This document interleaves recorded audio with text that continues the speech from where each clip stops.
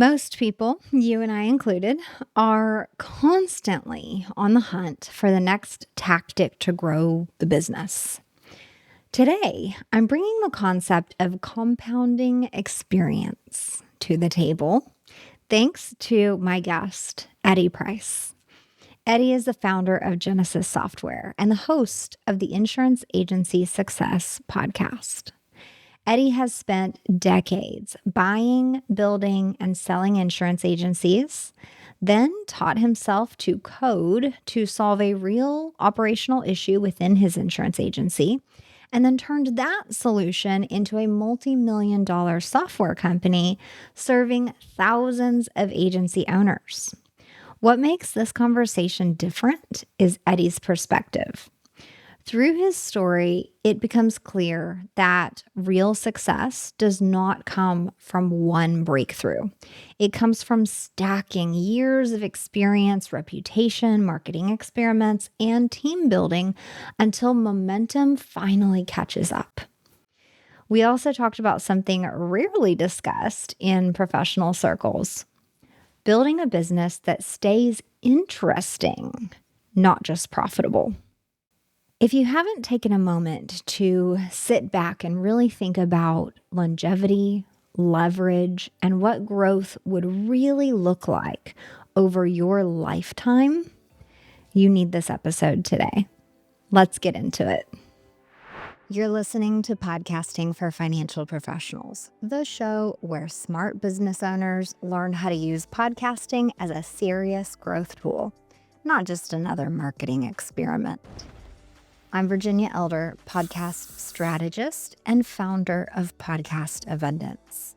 Since 2019, I've helped professionals stop guessing with their podcast and instead build a show that increases their authority, expands reach, and generates leads for their business. If you've ever wondered whether your podcast is actually generating leads, or if you're just kind of publishing episodes and hoping for the best, you're not alone. And the issue usually isn't the content. It's that no one ever showed you what to track. Your podcast builds authority, warms leads, expands your reach, and creates opportunities long before someone ever hires you. But if you're only watching download numbers, you're missing most of the ROI. That's why I created the Podcast ROI Metrics Tracker, a free tool that helps you track 50 plus non-traditional metrics so you can finally see what your podcast is really doing for your business. Grab it now at podcastabundance.com/ROI-tracker. All right, let's get into the episode.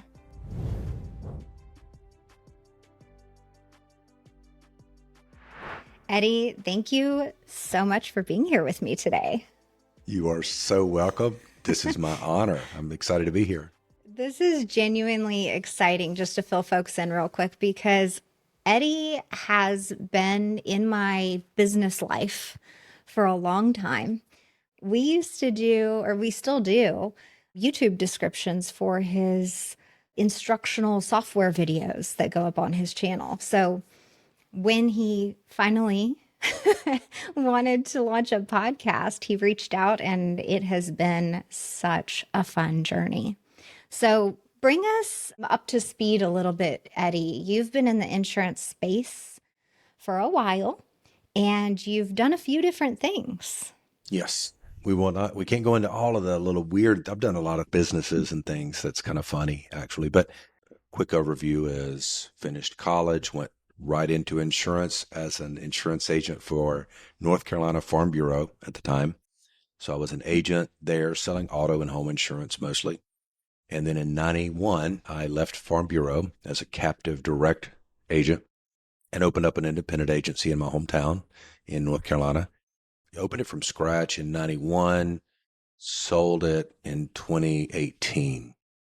So 27 years or whatever that is. Along the way, between the starting of that agency and the selling of that agency 27 years later, I bought started and sold 7 or 8 other agencies. So I'd buy one, maybe buy two, merge them together, run them for 5 or 10 years, sell them. So did some of that along the way. I had the one agency that was kind of my baby, and you go through the sick nights and everything with that baby, just like you would a child. So you're very emotionally attached normally. So kept that one a long time, even though I bought and sold quite a few in between.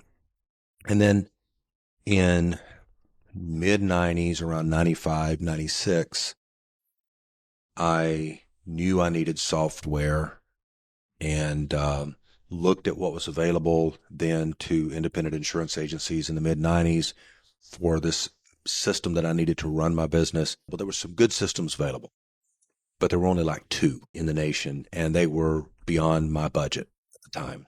So I didn't really set out to do this, but went back to school, started taking computer classes, started writing some software in the mid to late 90s, and it evolved into this tool that we use to run our agency.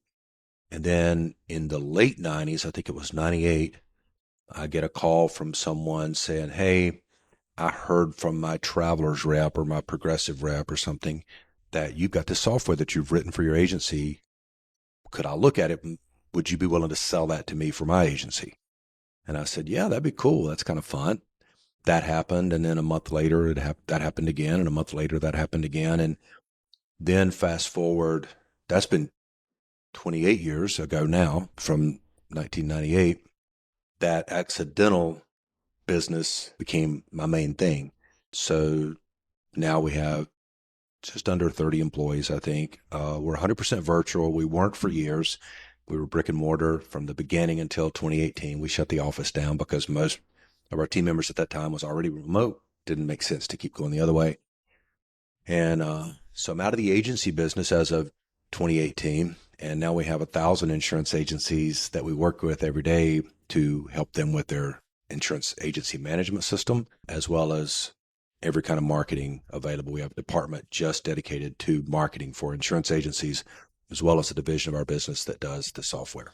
So, a few questions pop up as I listen to your story. How did you know how to buy and sell agencies like that? I don't know if that's a dumb question or not, but like I think to the typical entrepreneur, we can start a business and bootstrap it. But when you think about selling your business, buying a business, that seems like a much bigger step. So how did you get your feet wet and have the courage to just start doing that? Great question. When I started collecting friends/customers into my world, you know how, so back then there was no such thing as a mastermind or a master class. All that's new stuff. They existed probably, but they just didn't have cool names to them like they do today.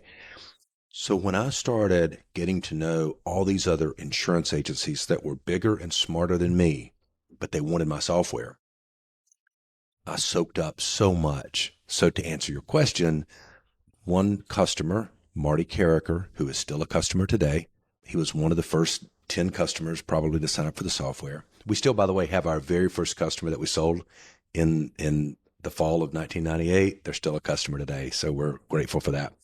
But Marty became a good friend and mentor. I think hopefully I mentored him in some ways and was useful, and certainly with the software and other things. But I remember Marty said, "You need to be buying other agencies." Marty at that time had bought 8. We were about the same age. We were about 30 at the time when we first met. And he had bought 8 agencies, and I just had my one agency that I'd had at that point 10 years or something. So it was a simple formula, and I won't necessarily go into a lot of detail other than to say the agency needs to be profitable, or it's a competitor down the street that you close their operation and reduce overhead, move it into your operation. But there needs to be a profit margin. So you don't want to buy a business is worth nothing without profit. So it needed to have a profit margin. That profit margin, according to Marty, needed to be enough to pay yourself back, or if you get the owner to finance the deal, to pay them in 36 months. He might have said 24 or 36 months. So I went and talked to a couple people and finally found somebody that wanted to sell their agency. And did that deal. I said, here's what I'll give you. And I did the math. I get the P&Ls and all that. So every single agency I bought was a good deal. And every agency that I bought, I essentially gave, we'll call it 1 to 2 times annual revenue. So if they had a 25 to 35% profit margin, the profit, and most of those, some of those I came up with the money some way, but several of them, the owner financed them, and some with little or no money down. So it would pay it back in 24 to 36 months. And I'll share this with you. It's an interesting story. I won't say funny. One agency I bought, the guy didn't require me to put any money down. This is 20 or so years ago. I paid him, let's say, $100,000 for the agency, but he financed it, and it paid over the course of 36 months. It paid for itself, no money out of my pocket. I didn't really make much money during that time, but the agency grew during those 3 years. So at the end of 3 years, I sold the agency for $300,000. So now I didn't pay anything for it. It paid for itself. Once it was paid for, I had 100% equity. I sold it for $300,000.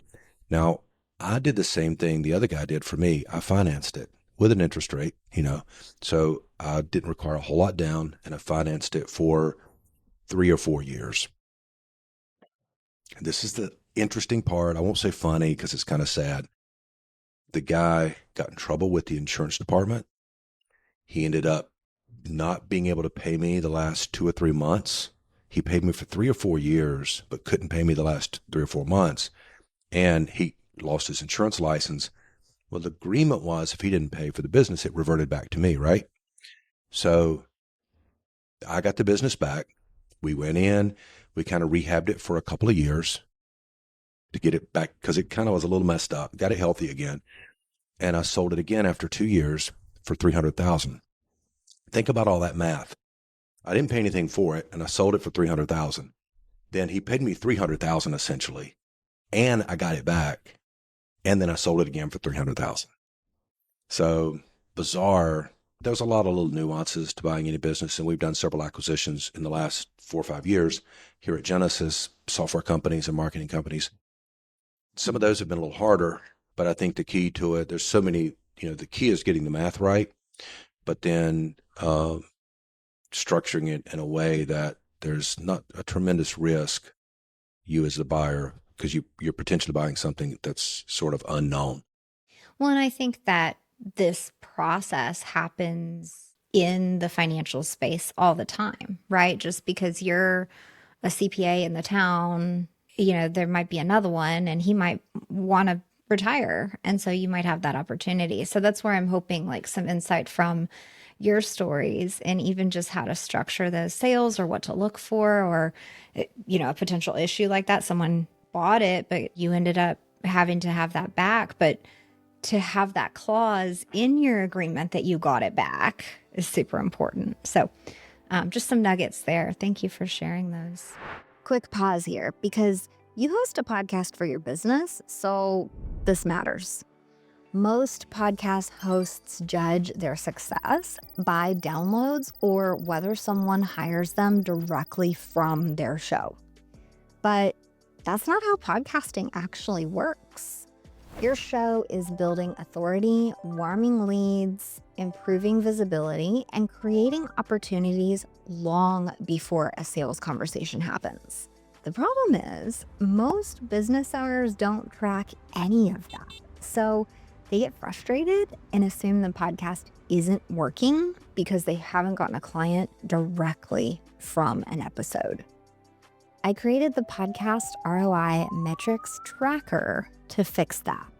It's a free tool that helps you track 50 plus non-traditional metrics so that you can finally see the real return your podcasting is doing for your business. You can grab it right now at podcastabundance.com/ROI-tracker. All right, back to the episode.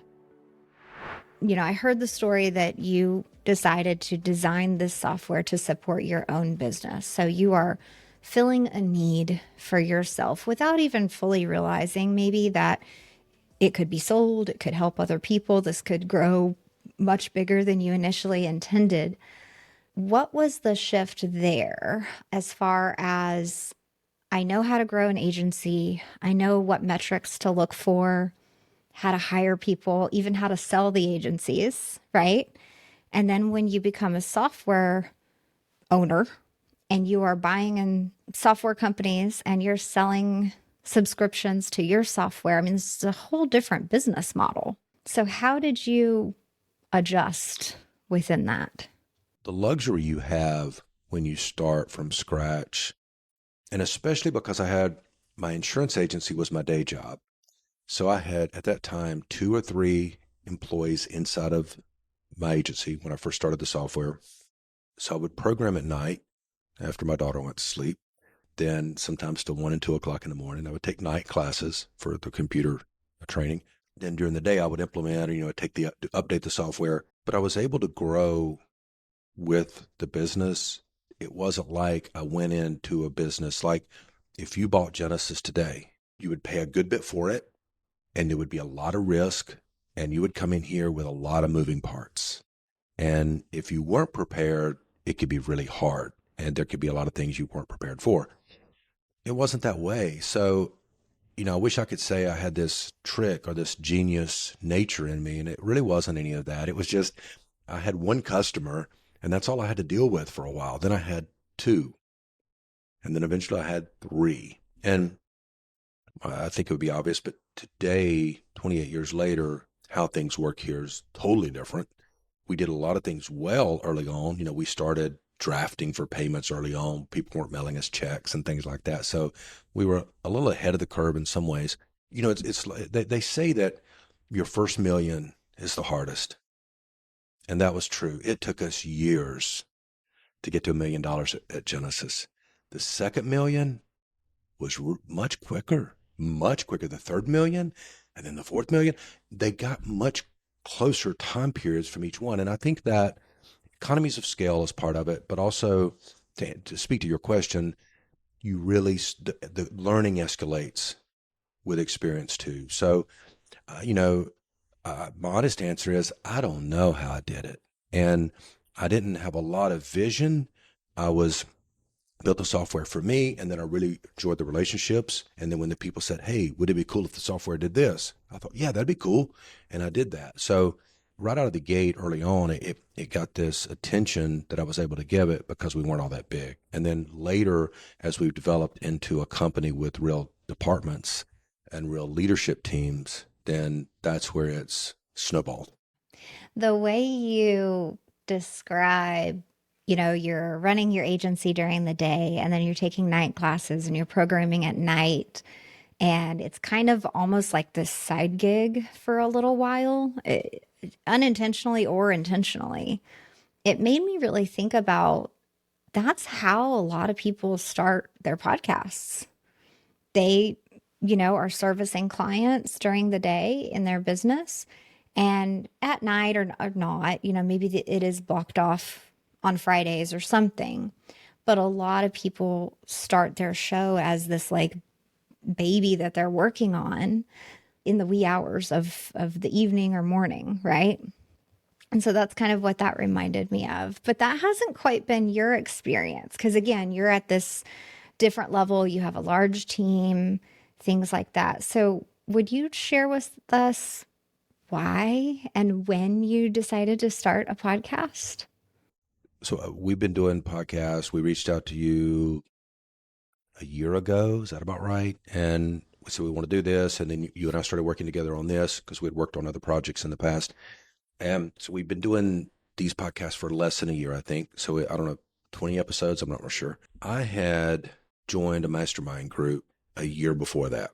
And this mastermind group that we joined had a lot of structure and a lot of recommendations and a roadmap for how we could be most successful.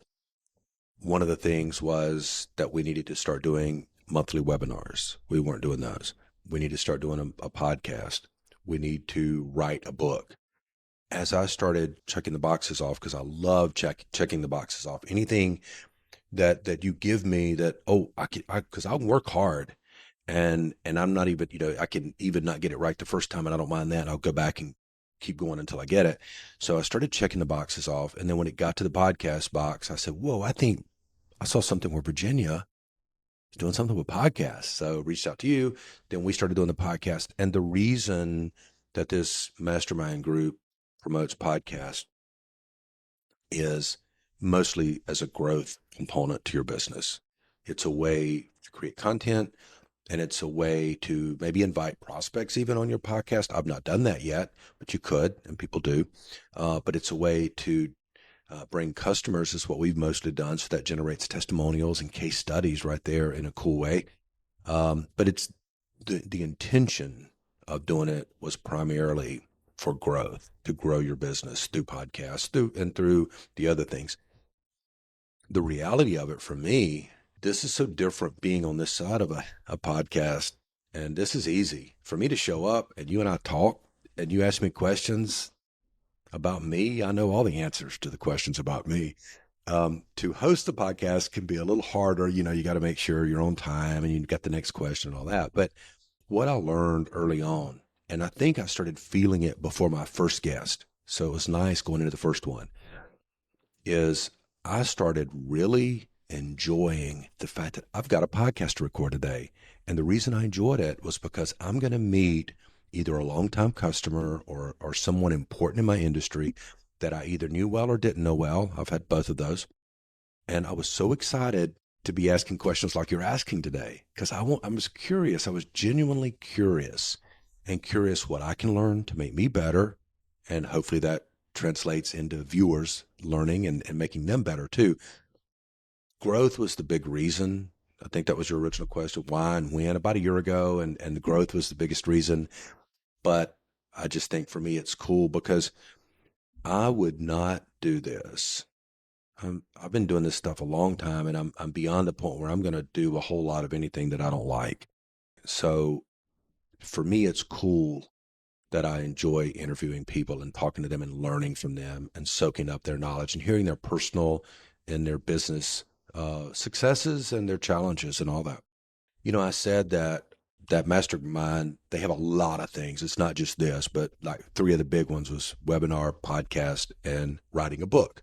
Well, I'd written a book in 2017 or 18 called The Perfect Insurance Agency. You can get it on Amazon. It was an Amazon bestseller.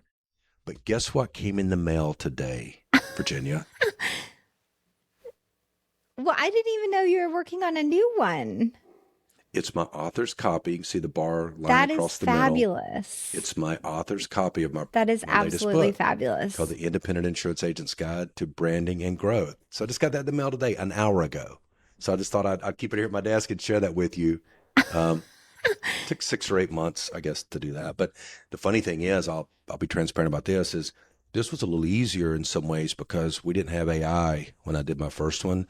This made some of my research and my formatting and kind of rounding some things out a little more interesting. So That is so, I didn't even know you were working on another one. That is so cool.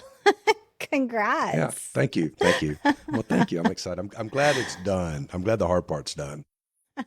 Okay, so I want to highlight something for folks if they didn't hear what I heard.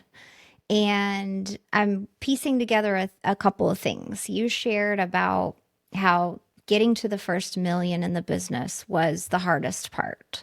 And each million after that comes faster and faster, right? It's similar to shortening the length of time it takes for a client to come on board. But also knowing those numbers, right? You are still pursuing growth. You've joined a mastermind. You're still doing this thing. So a lot of people have this misconception, I think, that, you know, at some point I'll be done.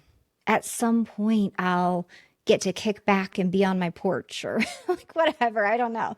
So talk to me about that, because with you, I know you well enough that I know it's not like a selfish, like I've got to get more, this isn't good enough, you know, hustle type thing. I know that's not you. So talk to us about your mindset there.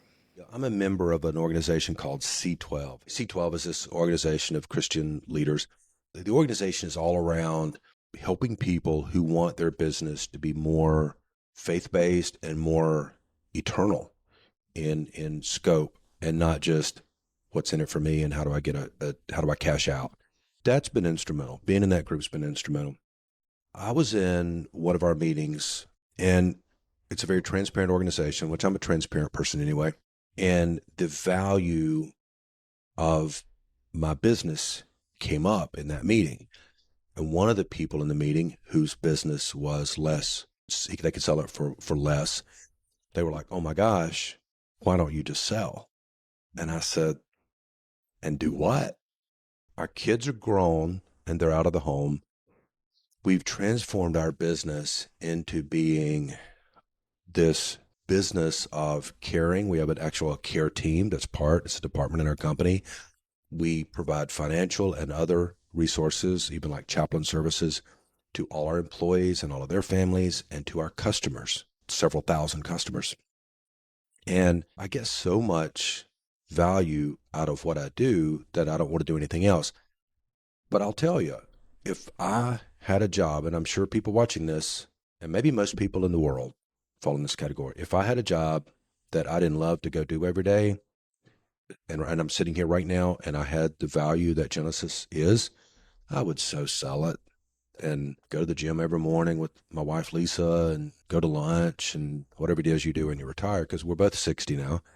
Steve Jobs was interviewed and said, it's been said a lot that you have to be passionate about your business for it to be successful. And he said, I believe that's true, that you have to be passionate about your business for it to be successful, because he said, starting and running a business is so extremely hard that just willpower won't get you there. And just a desire to make money or to be famous or to have power, none of those things will sustain what it takes to really cross the finish line, other than love and passion for what you're doing. So I think for me, I just truly am so blessed, and have been since day one. We get to build software. That's fun to me. That's cool. We get to put buttons and software that do things. You click the button and it does something. That's a great day when you can add a button to a screen and it does something wonderful that makes the person smile almost as much as you're smiling now when they click the button, and it makes their life better and it makes something easier, and it helps them grow their business and helps make them look amazing to their customers because they're providing this service that this technology allows that they wouldn't have otherwise. I don't know, man, I could go on, but it's so not about the money. We would have cashed out several years ago if it was about the money. Yeah. Do you feel like you're at a point now? You mentioned your age and things like that, but do you feel like, you know, I just want to do stuff that's fun. I want to write this book. I want a podcast. I want to try this new thing. I want to, you know, test and try, because almost like you said, like, what else am I going to do? I got the team. I got the customers. I do so many fun, cool things. We have an airplane that I fly. How cool is that? We have a huge boat that I'm the captain of, and we get to go out on the ocean and go from town to town. Last week, you probably don't know this, last week we went from the east coast of Florida to the west coast of Florida. Never done that before in a boat. And we have 2 motorcycles, Harley Davidsons, that Lisa, she doesn't have her own. She rides behind me, but we have one in Florida where our boat is and one here. And we go to the gym every day. And 6 years ago, I started martial arts, and I'm a 2nd degree black belt, and I'm preparing this year for my 3rd degree. I say that to say I'm already doing fun stuff. So, and writing this book is fun. And no, I'm wrong. Writing the book was not that fun. But the benefit, driving the boat's fun, flying the airplane's fun, but learning how to fly on an airplane was a lot of work. But writing the book was hard, but completing it, you do hard things, the results are better, the impact is greater, and the reward is far more satisfying. So I think I'm totally driven by doing fun stuff. So whether it's writing a book, whether it's putting a cool button, which I don't do the buttons anymore, or I say a button, it's a lot more technical than that, but we've got developers that do that now. But I'm passionate about every single thing. As a matter of fact, it's almost a curse to me, and I think other entrepreneurs fall in this sometimes too. We have departments now. So we have a sales manager, a marketing manager, a software development manager, a support manager, an implementation and training manager, finance manager. My problem is, Virginia, I want to get my hands on all those things.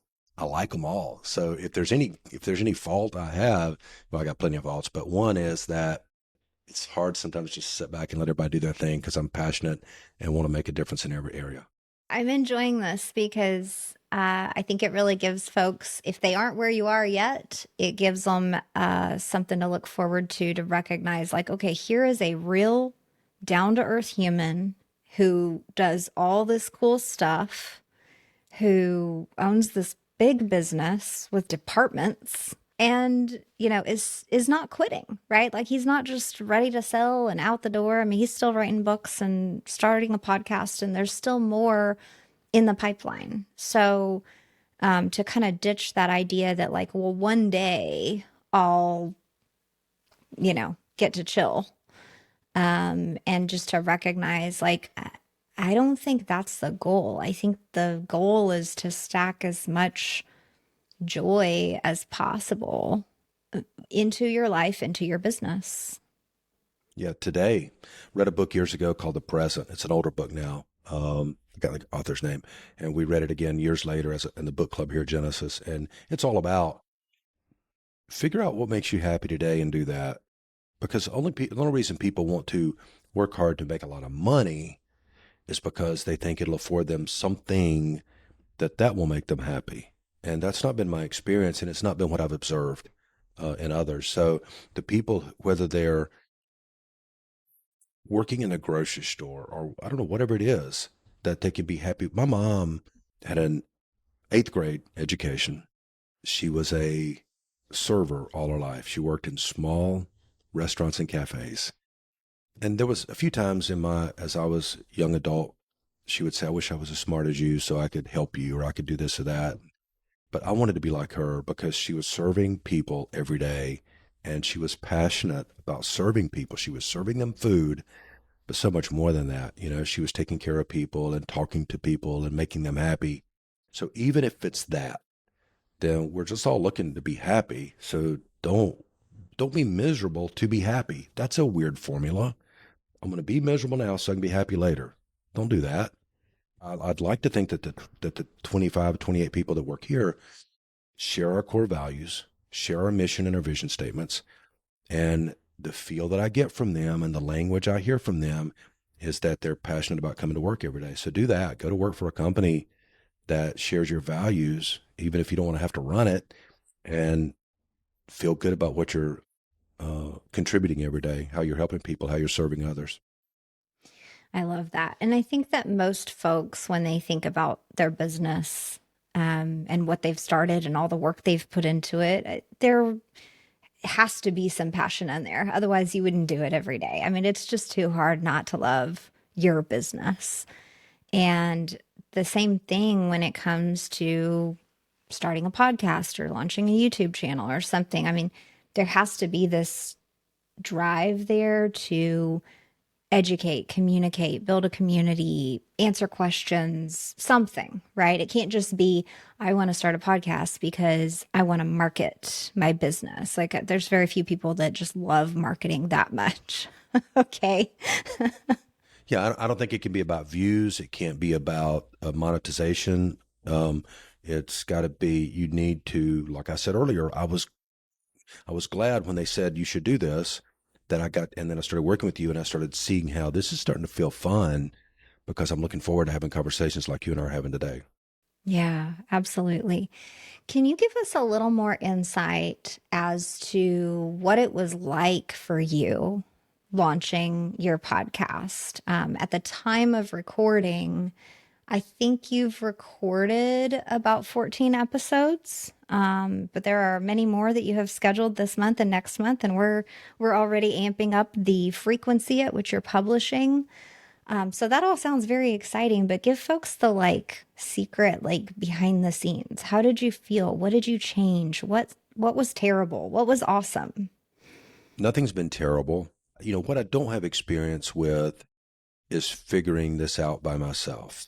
Now, by the way, had I done this 20 years ago and my resources had been less, then you do stuff. I did. Back those days I had to do more because I didn't have the resources I have now. So I was fortunate to be able to come to somebody like you who knew what you were doing and you just held my hand.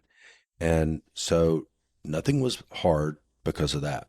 And you told me the software to use, how to set it up. You and I met several times, and you've worked closely with my assistant Misty, and she's made this easy. It's almost for me. I don't. It would be like this for everybody, I guess. But I've been able to show up like the rock star at the concert and just do my thing. What could be hard? Yeah, I've not done a solo podcast yet.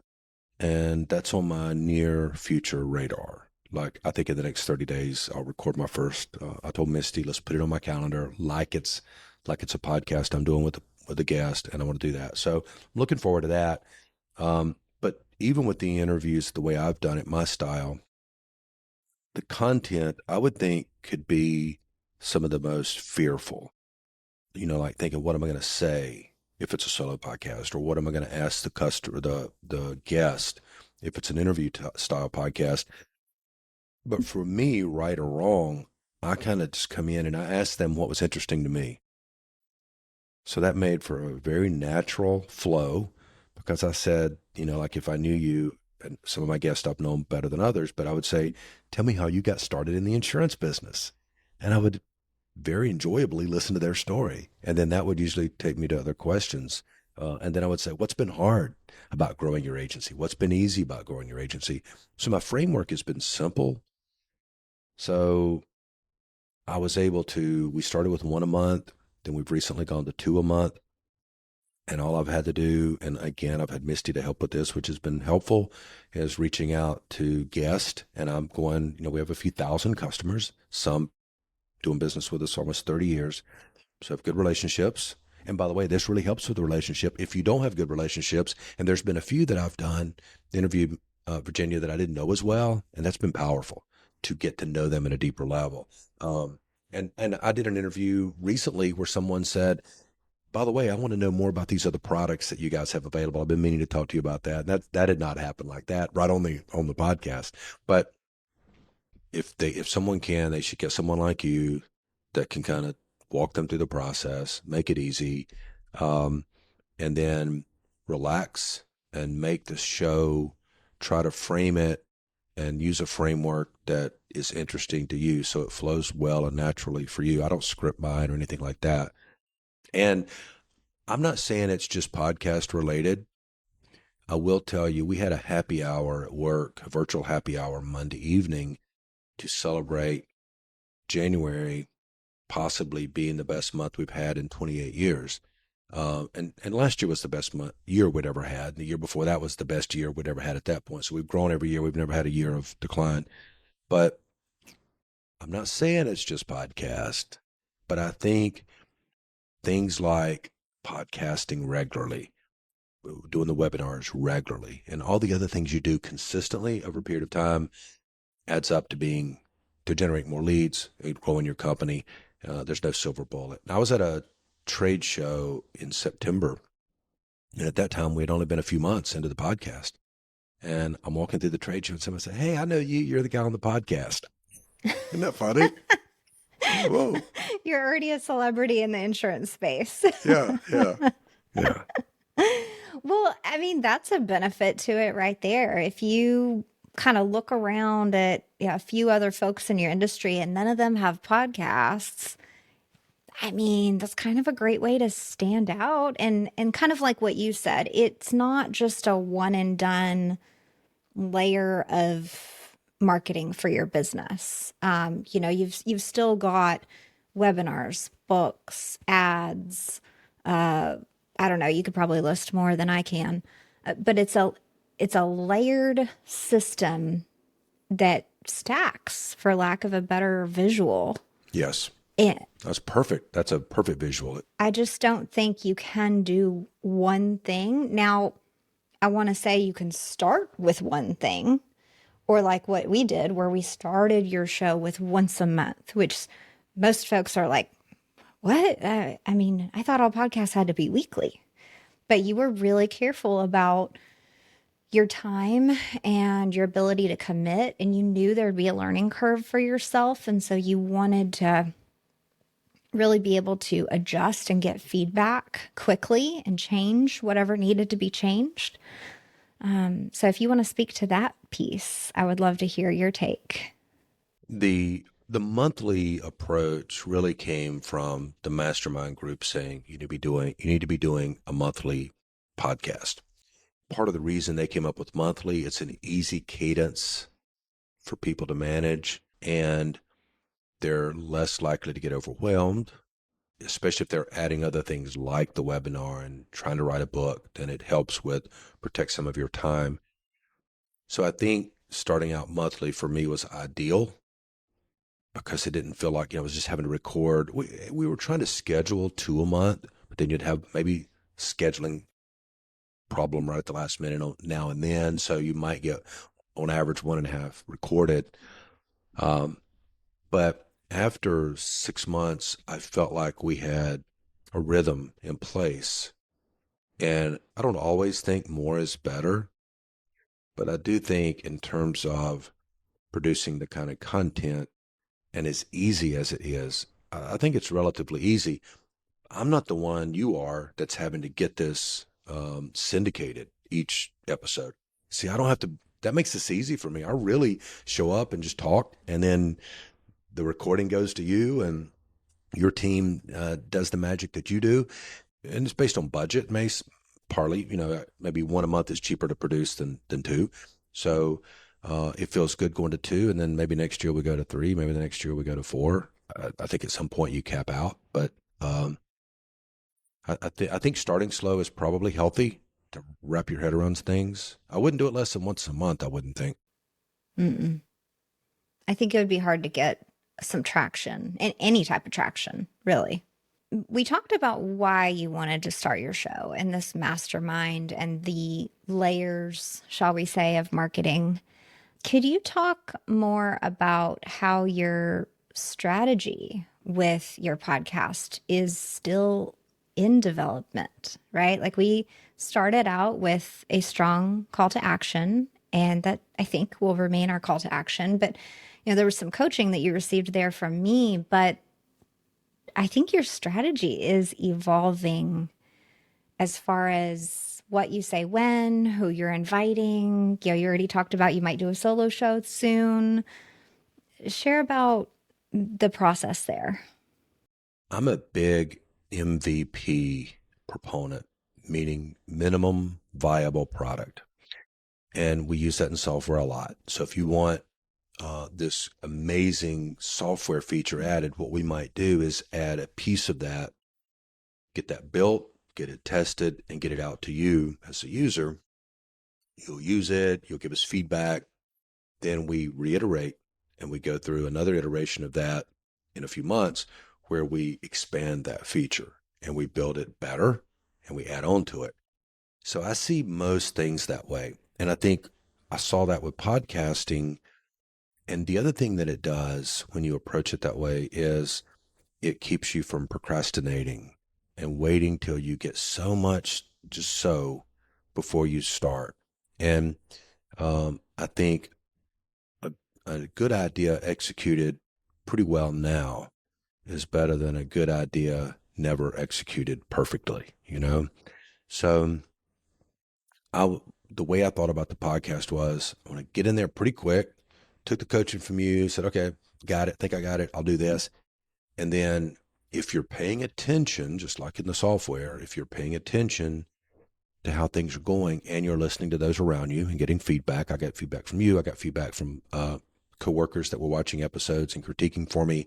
Then all you have to do is slowly improve, and it becomes natural to slowly improve. It's not a shift all of a sudden. So I'm glad we did it that way, and I'm definitely seeing things now. Again, things that I'm feeling or experiencing or hearing from others that and even now I'm starting to watch other podcasts, like real podcasts, people, celebrities, and try to take some cues from them too. Absolutely. And I think that is the most important piece to recognize, that sure, you're going to launch your podcast with what you think is good enough or as perfect as possible at that time. And I hope that anybody that launches, is proud of their first few episodes. You get down the road and you're going to think less of those episodes because you've matured and you've grown and you've changed, right? So it's not to say that what you launched with is bad or anything, but it's just that if you get 2 years down the road and you look back and you still think your first episode is stellar, you haven't You may not grown have much. progressed much. Yeah. Yeah. Yeah, I Yeah, could see it. exactly. I've heard your first 100 episodes are where you're really just learning. Yes. Yes. So much so. Speaking on that, I'm starting to get close to my 100th episode of my show, Yay. and there are still Yay. tweaks that I'm making. So, yeah, it's very exciting. Well, Eddie, I love getting this kind of behind the scenes view of your business and your show. Even though I do work closely with you, I think it's important for folks to kind of hear some of the behind the scenes and especially your story about your progression through the industry. Where can folks listen to your show? The podcast is called the Insurance Agency Success Podcast. We have a YouTube channel. It's the Genesis Software YouTube channel. So there's other content there. There's software tutorials and all of that. But the Insurance Agency Success Podcast is there, as well as everywhere else you find podcasts, right? Absolutely. And if anybody finds a platform that they love and the show's not there, they are to let me know immediately. Love it. Yeah, absolutely. Well, Yeah, it should be everywhere. It should be downloadable everywhere. absolutely. And then, real quick, drop a plug for your software business so we can check that out, just in case we know of an insurance agent that needs it. GenesisSoftware.com, Genesis with a J, Jenesis, software.com, is the primary website for our software business. It's 28 years old. And 20 years ago, we created a division of that company called Genesis Digital. And that is for the division where we help independent insurance agencies grow through the marketing and other resources like that. So, if you are listening and you know of an insurance agent that sells, home and auto and all that, Genesis software might really help their business. So, send them over at least to Eddie's show so that they can have a listen. Thank you, Eddie. Well, thank you so much. I've enjoyed this. This has been awesome. Thanks for listening to this episode of Podcasting for Financial Professionals. Before you go, make sure you're actually measuring what your podcast is producing. Not by vibes, not by download spikes, but by the actual outcomes it's creating. Authority, visibility, and leads for your business. Your podcast is doing more than you think. You just need a way to see it. That's why I created the Podcast ROI Metrics Tracker, a free tool that helps you track the real return your podcasting for business is creating, from authority and visibility to leads and opportunities across many categories. Download it right now at podcastabundance.com/ROI-tracker.